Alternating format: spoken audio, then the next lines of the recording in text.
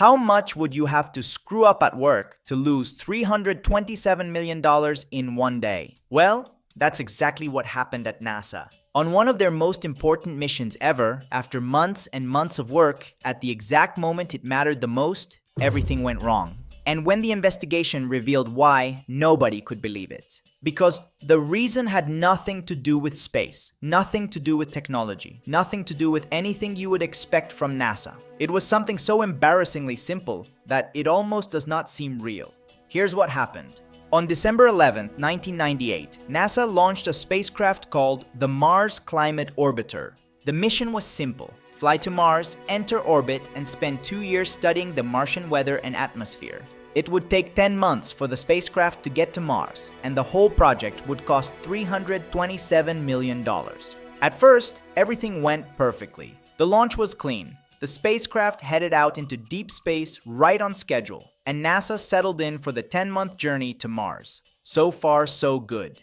Fast forward to September 23, 1999. After 286 days in space and 416 million miles traveled, the Mars Climate Orbiter began its orbital insertion maneuver. This was the critical moment where the spacecraft would fire its main engine to slow down and get captured by Mars's gravity, entering a stable orbit around the planet. The engineers at NASA were watching their screens. Everything looked normal. The spacecraft went behind Mars, which was expected, then it was supposed to come back around the other side and re-establish contact. But it never did. Seconds before completing the reinsertion, contact was lost forever, and the Mars Climate Orbiter was destroyed. But why? What exactly went wrong? Well, here's where it gets embarrassing. During the development of the project, two separate teams were working on the mission. The navigation team at NASA's Jet Propulsion Laboratory in California, which was responsible for tracking the spacecraft and calculating its trajectory. While the team in charge of actually building the spacecraft was a company called Lockheed Martin in Colorado.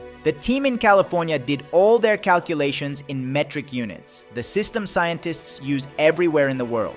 While the team in Colorado developed a software that sent thruster data in imperial units, the old American system using pounds and feet instead of newtons and meters. 1 pound of force equals about 4.45 newtons. So every single time the software sent data about how hard the thrusters were firing, NASA's system was reading a number that was 4.45 times off. And here is the crazy part. This didn't happen just once. This mismatch was happening over and over again for the entire 10-month journey.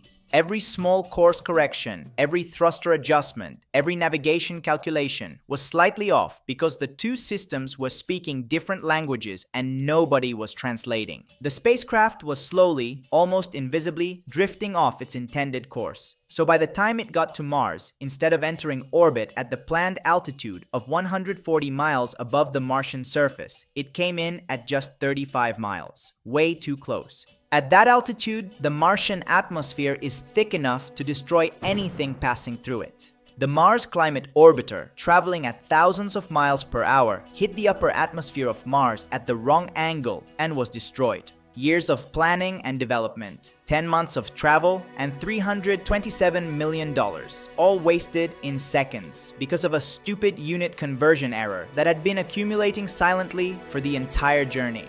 And you know what the saddest part is? At some point, two navigators on the team actually did notice something was wrong. They flagged it. They raised concerns that the numbers were not adding up.